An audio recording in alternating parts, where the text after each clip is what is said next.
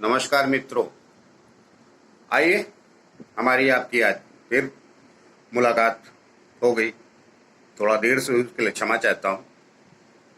अब जीवन है, कुछ अस्त व्यस्त जीवन लगा रहता है। तो आइए, पिछले वीडियो में हमारी आपकी चर्चा श्रीमद् भागवत गीता पे चली और मैंने आपको श्रीमद् भागवत गीता पे की भूमिका को बताया और आपको थोड़ा ये भी बताया कि आजकल बहुत सारी गीता बाजार ही कहना ठीक, बाजार में है, वो ठीक नहीं। वो अपनी बात कह रहे हैं, श्री भगवान कृष्ण की बात नहीं कह रहे हैं। और ये महाभारत कालखंड के युद्ध भूमि के बीच का हिस्सा है गीता, श्रीमद् भागवत गीता। अब जब श्रीमद् भागवत गीता गीता कहूं तो श्रीमद् भागवत गीता समझ लीजिए आप, तो हिस्सा है। और इसे भगवान कृष्ण ने कहा और वेदव्यास जी ने लिखा। वेदव्यास जी को दिव्य दृष्टि प्राप्त थी, कहीं भी बैठकर कहीं भी देख सकते थे, जैसा उन्होंने दिव्य दृष्टि संजय को भी दी, जो युद्ध भूमि में क्या घटित हो रहा है वो धृतराष्ट्र को बताते रहते हैं। तो भगवान कृष्ण ने युद्ध भूमि में गीता कही और वेदव्यास जी ने लिखी। मगर आजकल के कई ज्ञानी अपने आप से आगे नहीं जा पाते। हम सामान्य मनुष्यों की समस्या ये है कि जो हम देखते हैं उतना ही तक समझ पाते हैं। नहीं, वो लोग सामान्य लोग नहीं थे। भगवान कृष्ण को 16 गुण संपन्न बोला जाता है। हम लोगों में 1-2 गुण रहते हैं। वेदव्यास त्रिकालदर्शी थे, तो हम लोग अपरा जीवन जीते हैं। एक होता है परा ज्ञान, एक होता है अपरा। तो अपरा का मतलब हम लोग जो देखते हैं समझते हैं, उतना ही बुद्धि जो देखती है। परा ज्ञान होता है एक, परमात्मा वहां और परमेश्वर वहां जीते हैं, जो हम नहीं समझ पाते। मगर उनके द्वारा ही हमको भी ज्ञान प्राप्त होता है, ताकि हम संसार को, ब्रह्मांड को, सृष्टि को समझ सकें। तो आज भी अध्यात्म में ना के बराबर लोग ही जाते हैं। किसी को परा विद्या में, परा ज्ञान में बहुत ज्यादा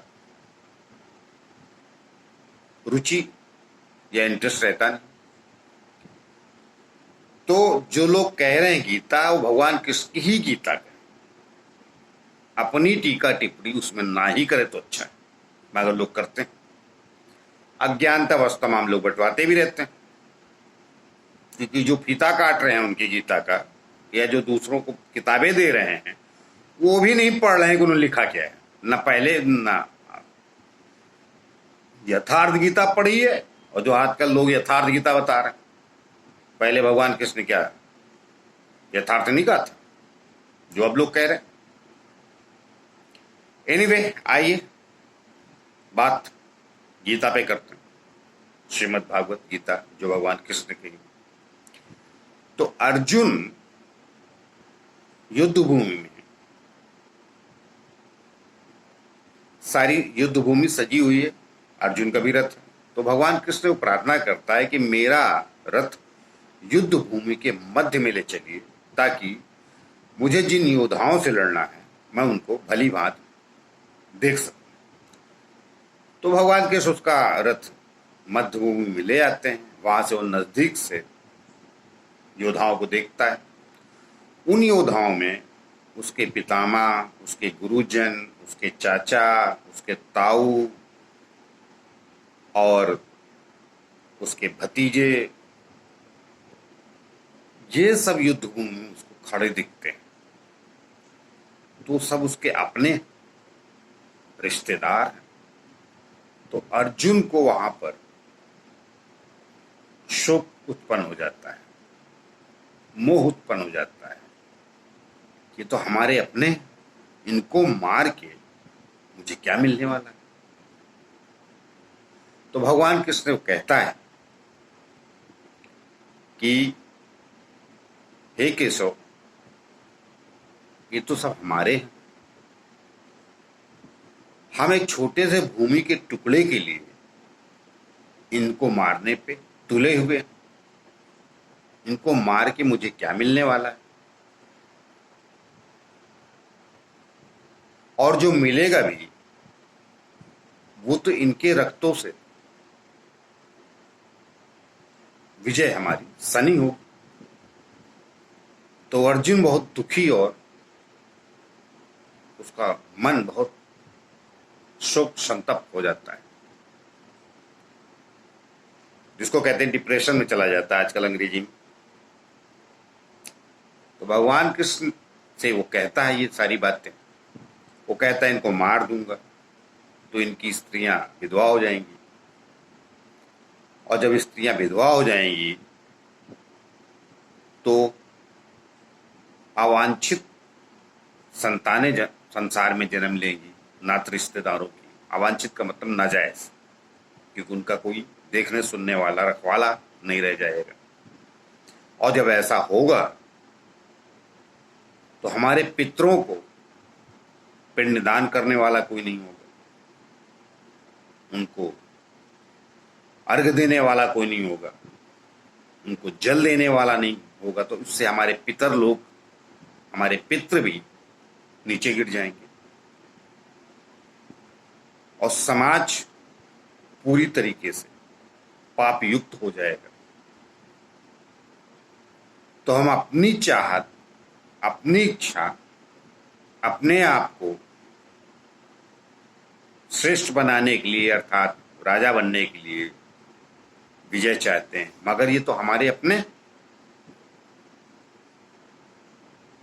और जिनके लिए हम चाहते हैं तो नात रिश्तेदारों के लिए ही चाहते हैं ना।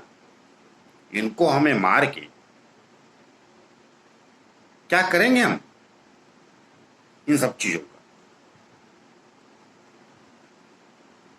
और वो ये सारी बातें जो संसार में देखा जाता है या होता है, वो सारी बातें कहता है भगवान कृष्ण से।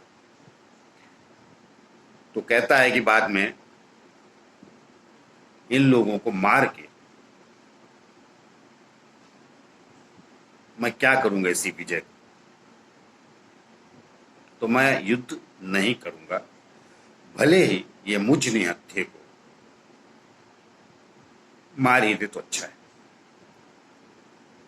और वो चुप हो जाता है। यहां पे पहला चैप्टर समाप्त होता है। दूसरा चैप्टर गीता सार है। तो वहां पर भगवान कृष्ण अर्जुन को कहते हैं, हे अर्जुन, हे धनंजय। अर्जुन के भी 10 नाम थे, भगवान कृष्ण तो अनेक थे, अर्जुन के भी 10 नाम थे। धनंजय भी अर्जुन को ही कहते थे कि तुम्हारे मन में एक कलमश आया कैसे? तुम जैसे योद्धा को ये बातें शोभा देती नहीं। तो फिर वो पलट के रिप्लाई देता है, हे प्रभु, हे कृष्ण, इनको मारने से तो बेहतर है कि मैं संसार में भिक्षा पात्र करके खा लूं। कम से कम वो रोटी खून से तो सनी नहीं होगी। मैं अपनों का खून करके, अर्थात अपनों का हत्या करके मैं राज्य नहीं चाहता। तो भगवान कृष्ण कहते हैं कि अर्जुन, तुम पांडित्यपूर्ण वचन तो कह रहे हो, मगर पंडित हो नहीं। विद्वतापूर्ण बोली तो बोल रहे हो, मगर विद्वान नहीं हो। तुम जैसे मनुष्य को ये हीन नपुंसकता शोभा देती नहीं। इसलिए युद्ध के लिए खड़े हो और युद्ध करो। यहां से गीता शुरू होती है। तो यहां से अर्थात भगवान कृष्ण का ज्ञान शुरू होता है। तो इसीलिए मैंने अपने इस एपिसोड का या इस वीडियो का नाम दिया है, गीता योद्धा बनाती है, बैरागी नहीं। जो तमाम लोग ये बताते हैं कि गीता पढ़ने से लोग अहिंसावादी हो जाते हैं। हिंसा हिंसा बड़ी विपत्ति विडंबना है कि कौन सी हिंसा है कौन सी अहिंसा है। उसको समझना है तो फिर गीता को आपको पढ़ना ही पड़ेगा। जनरल प्रेडिक्शन करके, जनरल सोच रख के, सामान्य ज्ञान लेके आप गीता को नहीं समझ सकते। आपके मस्तिष्क में जो कचरा है उसे परे रख के आप गीता पढ़ेंगे तो समझ में आएगी। अर्जुन की भांति शिष्य बन के इसको समझेंगे तो समझ में आएगी। तो भगवान कृष्ण कहते हैं कि तुम पांडित्यपूर्ण वचन तो कह रहे हो मगर पंडित नहीं हो, बुद्धिमत्ता की बातें कर रहे हो मगर बुद्धिमान नहीं हो, ज्ञानी नहीं हो। हे अर्जुन, ये शरीरधारी आत्मा जो बाल्यकाल से तरुणावस्था में और तरुणा से वृद्धावस्था तक निरंतर अग्रसर रहता है तुम्हारे शरीर में, ये तुम्हारी मृत्यु के बाद दूसरे शरीर में प्रवेश कर जाता है, फिर से नया जीवन मिल जाता है। ऐसा कभी नहीं हुआ कि तुम ना रहे हो या हम ना रहे हों और ये समस्त योद्धा ना रहे हों। ये कल भी थे, आज भी हैं और कल भी रहे। तो अर्जुन को समझ भी नहीं आता, वहां से उसके कान खड़े हो जाते हैं। तो इसीलिए मैंने कहा आपको कि गीता मैंने 15-16 साल लगातार पढ़ी है, तो कुछ ईश्वर ने हमको ज्ञान दिया है। और ज्ञान भी बड़े कमाल की चीज, आप पढ़ते रहिए, फिर एक दिन किताब कहने लगती है। अर्थात आपको इस ब्रह्मांड से आपके मस्तिष्क में संदेशे आना शुरू हो जाते हैं कि ये सच नहीं, ये सही नहीं, वो। तो यहां से भगवान कृष्ण का ज्ञान शुरू होता है आत्मा के ऊपर। आत्मा निरंतर रहती है क्योंकि इसका जन्म नहीं होता। जन्म शरीर का होता है, तो जब शरीर का जन्म होता है तो उसका विलय होना भी, अर्थात मृत्यु होनी भी निश्चय है। तो जिसका जन्म नहीं उसका मृत्यु नहीं होती। आत्मा की जन्म नहीं, शरीर का जन्म होता है और आत्मा द्वारा संचालित होता है। इस आत्मज्ञान को ही समझना मनुष्य का जीवन है, क्योंकि मनुष्य योनि इस पृथ्वी की श्रेष्ठ योनि है। मैंने पहले भी कहा है, भगवान के बाद हम ही आते हैं। तो आइए आगे भगवान कृष्ण गीता में किन बातों का उल्लेख किया है, कर्म क्या है, कर्म योग क्या है, ज्ञान योग क्या है,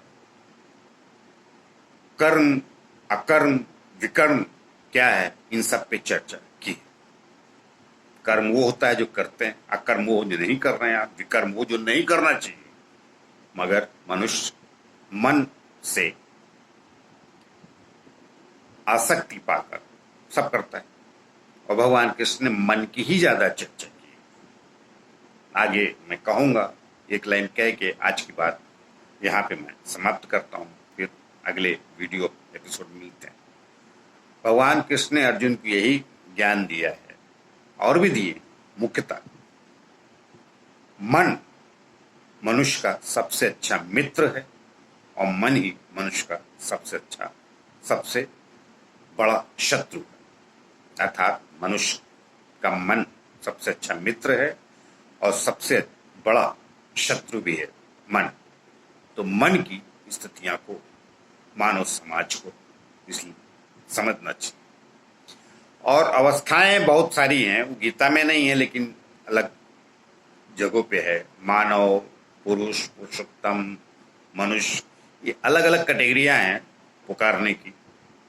मगर ज्ञान नहीं तो सबको एक ही जैसे बुला लेते। वो मैं आगे आपको कभी मौका मिला, ईश्वर ने कहने का अवसर दिया तो मैं अवश्य कहूंगा। तो आइए इसी बात को आगे आत्मज्ञान की तरफ बढ़ेंगे। बुद्धि क्या है, मन क्या है, आत्मा क्या है, ये सब हमारे शरीर में कैसे काम करते हैं, हम इनका उपयोग तो करते रहते हैं, हमको पता ही नहीं रहता। हम आपको वो समझने का अवसर अवश्य प्रदान करेंगे और हम वही कहेंगे जो भगवान कृष्ण ने कहा है। अपनी तरफ से हम कुछ जोड़ के नहीं कहेंगे, क्योंकि उसमें जोड़ने जैसा कुछ ही नहीं, वो संपूर्ण है। तो संपूर्ण है, उसमें अपनी बुद्धि में क्या लगाओ। तो आइए मिलते हैं अगले एपिसोड कहूँ या वीडियो में। नमस्कार।